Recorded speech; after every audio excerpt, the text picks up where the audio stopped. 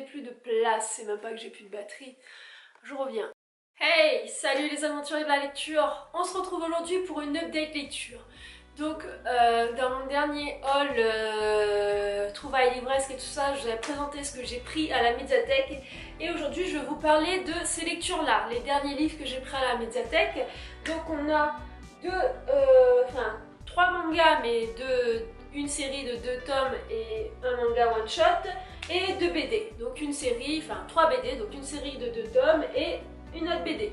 Donc on commence tout de suite.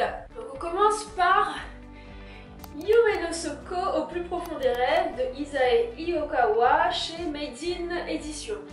Je ne connais pas cette édition. Alors on suit là-dedans cette petite fille que vous voyez là. Je sais pas si vous la voyez bien. Je vais la mettre devant moi pour le voir mieux. Cette petite fille qui s'endort un soir et qui se retrouve au pays des rêves. En fait, on ne sait pas vraiment si c'est le pays des rêves, je vous explique. Et pareil, on ne connaît pas le nom de cette petite fille. Donc elle va atterrir dans ce pays et atterrir chez ce monsieur en fait, qui tient, chez cette personne en tout cas, je sais pas si c'est un monsieur, qui tient un combini. Et elle va atterrir dans ce combini et elle va décider d'y rester un certain temps. On ne sait pas trop ce qu'elle fait là, on ne sait pas trop pourquoi, quel est ce monde en fait.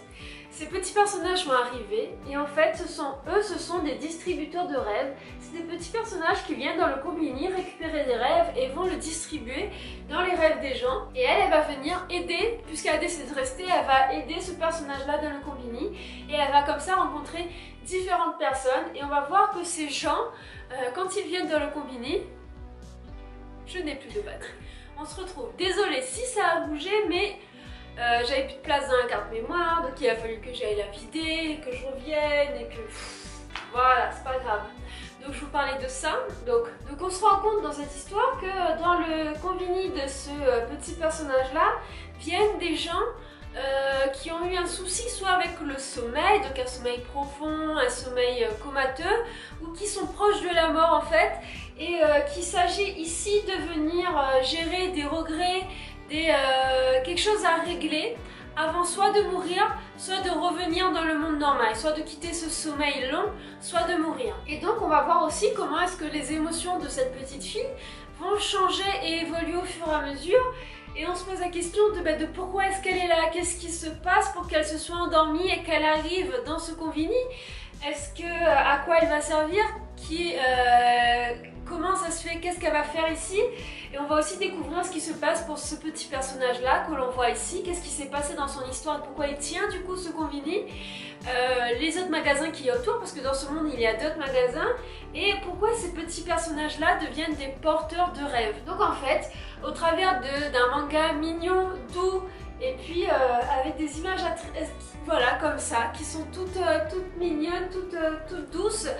On va un peu nous parler là-dedans de mort, de coma, de choses qui arrivent, qui sont dures dans la vie des gens et qui se règlent dans ce monde-là, ou qui ne se règlent pas d'ailleurs aussi, et de sentiments, de regrets. Et ce petit personnage-là est censé collecter les regrets jusqu'à ce qu'il puisse en faire quelque chose ou pas aussi. Enfin, je m'attendais pas à ça, je m'attendais pas à grand chose d'ailleurs quand j'avais regardé l'image, parce qu'il n'y a pas de résumé derrière. J'ai beaucoup aimé le lire, je trouve que elle est à la portée de tous, je pense. Je pense que ça n'a pas été compliqué de le lire, même si je suis pas habituée à ce genre d'image. À des images assez, des fois fades, des fois on comprend pas. C'est assez subtil parfois. Là quoi, on parle réellement de mort, hein, clairement. Mais c'est pas violent. Il n'y a pas de violence dans cette histoire. C'est des histoires de sentiments, d'émotions et de regrets. Donc j'ai beaucoup aimé le lire. Voilà. Pour la suite, on va continuer sur une BD. Love Fragment Shanghai de Shaiko chez Xiaopan Édition. Et je vous en avais parlé déjà quand je l'avais pris à la médiathèque, que j'avais beaucoup aimé les images. Je l'ai lu et il se lit hyper facilement, hyper rapidement aussi. Mais alors les images, c'est d'un graphisme, d'une beauté sans nom. Pourquoi prendre le risque de réveiller des sentiments depuis longtemps enfouis? Peut-être faudrait-il mieux se concentrer se contenter d'en savourer le souvenir. Donc on suit là-dedans 3 personnages, Lily, Wayne qui sont 2 filles et Jian qui est un garçon, et on va voir un peu les destins croisés de leurs histoires de cœur.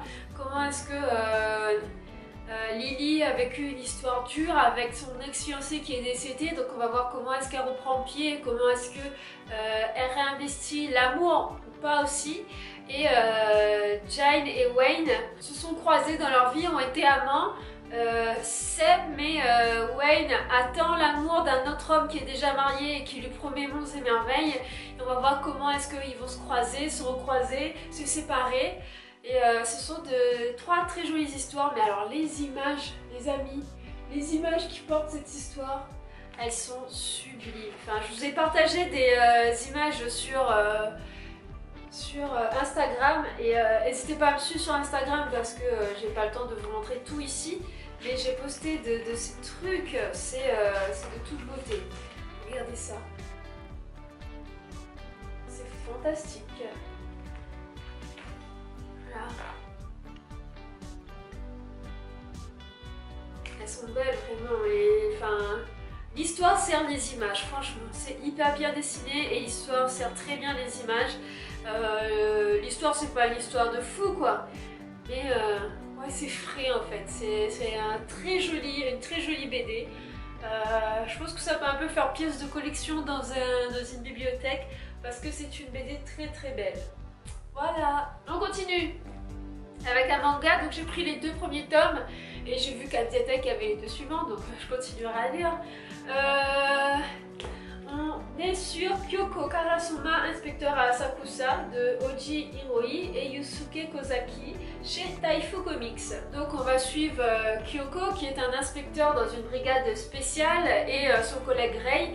En fait ils sont chargés de détruire les Oni. Les Oni, qu'est-ce que c'est? Les Oni, ce sont des monstres qui sont sur Terre, mais que l'État a décidé qu'on ferait comme si... Enfin, que l'État japonais a décidé qu'on ferait comme s'ils n'existent pas. Et donc c'est cette brigade qui est chargée de les tuer et de faire disparaître ces monstres. Et il y a des brigades de nettoyage chargées d'enlever toute trace, et ce qui permet aux politiques japonais de faire croire à la population que les Oni n'existent pas, que c'est une légende. Donc on découvre comme ça Kyoko et son collègue, et on va voir que Kyoko possède des capacités physiques. Elle n'a que 16 ans et a intégré la brigade, et elle possède des capacités physiques hors normes. Elle est très douée pour détruire les Oni. Et on va, au travers de ce premier tome, voir toutes ses compétences, et au travers de ce deuxième, on va quand même se poser la question de mais qui est Kyoko, quelle est son histoire, qu'est-ce qu'elle fiche là, comment est-ce qu'à 16 ans on débarque dans un tel truc, et pourquoi est-ce qu'elle est aussi douée. On va aussi découvrir les Oni qui sont un peu des monstres mais qui prennent différentes formes, et qui auraient aussi un contrat passé entre les humains et les Oni, qui aurait permis aux humains, et notamment aux japonais, de gagner leur guerre contre quelque chose qu'ils ont promis aux Oni, et que ce contrat viendrait se rejouer à cette époque-là. Ce que j'ai pensé de ce manga, c'est qu'il est chouette. Après, il n'est pas fantastique, franchement, je vais être au clair avec vous. J'aime beaucoup le lire, je trouve que l'enquête est chouette et c'est sympathique. Après, il y a des trucs sur l'inspecteur Kyoko. Pour moi, c'est un petit peu cousu de fil blanc. Il y a des trucs auxquels on s'y attend et ça se passe. J'ai juste envie de lire la suite par curiosité, voir si ce que j'imagine va réellement se concrétiser ou pas.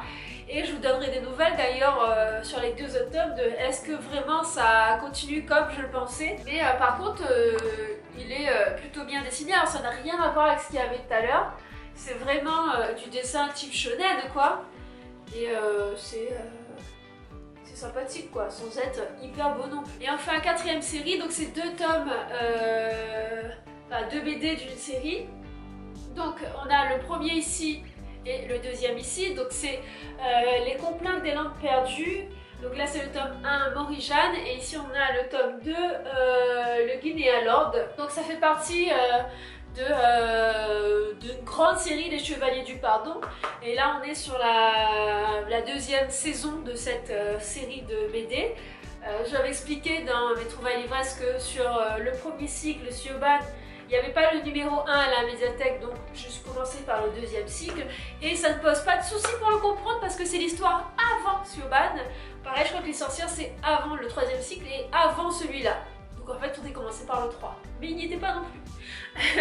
Donc c'est écrit par Delaby et Dufaux chez Dargaud. Et alors, je trouve cette couverture-là superbe. Celle-là n'est pas fantastique, mais voilà. Mais cette couverture-là est superbe. Qu'est-ce que vous en pensez? Vous en pensez pas plus, pas moins que moi. Pour vous expliquer ce qui s'y passe là-dedans. On suit dans ces histoires les chevaliers du pardon qui traquent les sorcières Morrigan. En fait, ce sont des sorcières qui sont sur Terre et qui mangent, si je dis pas de bêtises, mangent des êtres humains. Donc ils sont eux chargés un peu tels des croisades de traquer ces sorcières, de les détruire et de les empêcher de créer des catastrophes. Donc il se met en place là-dedans des éléments qui auront lieu dans le premier cycle et on comprend, enfin pour moi j'ai trouvé que c'était un peu une introduction à une histoire plus complexe. Les personnages que l'on suit, on suit notamment certains chevaliers et des novices aussi qui vont avoir plus d'ampleur et on sent que c'est vraiment quelque chose qui se met en place dans ce cycle-là pour servir le premier cycle. J'ai bien aimé, franchement je trouve que l'esthétique de la BD est top et l'histoire on rentre facilement dedans, c'est-à-dire que bon est top, c'est là que c'est pas beau, hein, c'est bien dessiné. Et alors là, à dire que c'est beau, je pense pas. Mais en tout cas, on entre facilement dans l'histoire. C'est-à-dire que j'ai pas lu le premier cycle, je savais pas de quoi ça parlait et sans souci, j'ai suivi le délire. Ça me fait un peu penser aux comics Game of Thrones dans la façon dont c'est dessiné, un peu la noirceur de l'univers. J'ai beaucoup aimé, regardez. Et puis on va voir que les sorcières Morrigan prennent des aspects un peu auxquels on ne s'attend pas. On pense que c'est certaines personnes qui sont les sorcières et en fait c'en est d'autres. Et puis on sent qu'il y a quelque chose qui se met en place qui va avoir plus d'importance dans la suite. Donc en fait je suis bien contente de commencer par ce deuxième cycle parce que sinon je l'aurais fait un peu à l'inverse. Alors que là je comprends la mise en place de certains personnages que je découvrirai dans le premier cycle. C'est plutôt intéressant, j'aime beaucoup, je vais lire la suite, c'est sûr. De plus en plus ce que fait cet auteur-là, Dufaux. Donc j'avais aimé Jean, là j'aime celui-là. Je vais un peu me renseigner sur son cas et voir quels sont les BD les plus connus de cet auteur parce que je découvre totalement le monde de la BD. C'est pas quelque chose que je lis énormément et j'étais plutôt sur des grands classiques habituels. Donc je vais un peu plus me pencher sur son cas. En tout cas, je vais continuer et je vous donnerai des nouvelles de la suite. Bon les amis, j'espère que cette update lecture vous a plu. Dites-moi en commentaire ce que vous en avez pensé et à ciao, bye les amis.